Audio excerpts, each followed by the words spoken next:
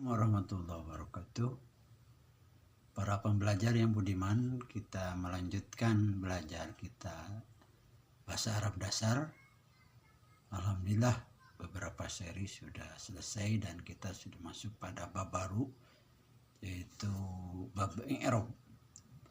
Kaidahnya babul i'rabi al-i'rabu huwa at-taghyiru awahiril kalimi li ikhtilafil awamili ad-dahilati 'alaiha labdan atau takdiron. Demikian paragraf kaidahnya yang bisa dilihat pada kitab Matan Jurumiyah,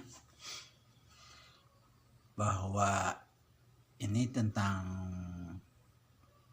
bagian baru tentang i'rab. I'rab itu al-i'rabu huwa taghyiru, bahwa i'rab itu adalah perubahan awahir kalimi yang terjadi pada akhir dari sebuah kalimat, ujung akhirnya. Li ikhtilafil awamili, karena kemasukan macam-macam yang merintah, awamil yang merintah kepada kalimat tersebut. Ad-dahilat yang masuk padanya, alaiha. Perubahannya itu labdon, terlihat tekstual atau takdiran, atau posisinya atau takdirnya atau keadaannya. Nah, di sini bagian ini adalah membahas tentang bahwa dalam ilmu nahwu itu kalimat itu bisa mengalami perubahan cara bacanya atau perubahan barisnya. Misalkan kalimat al-kitabu itu adalah buku atau buku itu kalau al-kitabu. Kitabun juga bisa buku atau kitab, atau yang diserupakan dengan buku atau kitab. Bisa dibaca kitabun, bisa satu waktu kitaban, bisa juga kitabin. Nah, ini. Jadi kalimat atau kata al-kitabu kemarin kita sudah belajar bahwa itu adalah isim. Kitabun juga ada isim. Isim itu perubahannya pada 3, nanti kita pelajari detailnya. Tetapi secara umum bahwa al-kitabu isim ini bisa dibaca bu, bisa dibaca ba, bisa dibaca bi, tergantung posisinya atau yang menyuruhnya atau yang menyebabkannya. Kalau al-kitabu di depan biasanya itu karena alasan posisi di depan. Al-kitabu, misalkan buku itu bagus, al-kitabu jamilun, berarti dibaca bu, berarti dengan domah atau PS dulu itu. Nanti dilihat di contoh-contohnya, dilihat di komentar ya, sebelum video ini diproyeksikan, didesain sedemikian rupa, sementara bisa dilihat di chat atau di komentar. Berarti posisinya dia dalam keadaan ropa, atau karena kita belum belajar itu apa rapa, maka keadaannya adalah domah, al-kitabu.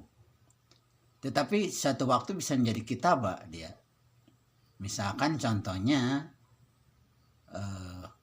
qara'tul kitaba, saya telah membaca buku atau membaca kitab.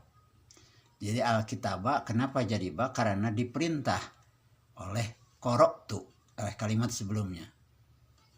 Itu tapi sebetulnya tepatnya itu karena posisinya, dia posisinya sebagai objek atau menjadi maf'ul dalam bahasa Arab. Nanti kita belajar nanti ya, di depan itu nanti. Menjadi kitaba. Tetapi bisa jadi kitabi. Contohnya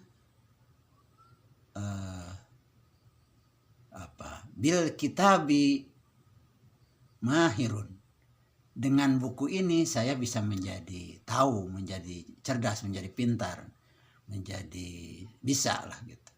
Bil kitabi artinya dengan membaca kitab itu, membaca buku itu, maka kita bisa memahami sesuatu, minimal isi kitab itu, isi buku itu.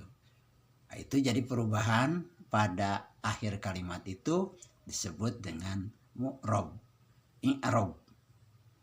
yaitu i'rab atau perubahan pada ujung akhir kalimat, baik bu maupun ba maupun bi. Kalau yang takdirnya bagaimana? Tadi ada itu kan lafdon. Kalau takdiron bagaimana? Takdiron itu karena tidak berubah secara fisik ya tekstual, tetapi karena posisinya. Seperti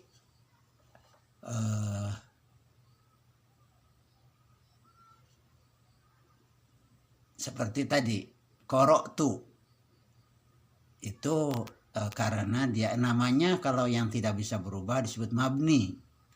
Kalau yang berubah mu'rob, jadi lawannya. Karena banyaknya yang perubahan yang tidak bisa berubah secara fisik itu adalah untuk kata-kata yang memang tetap tidak berubah atau karena posisinya.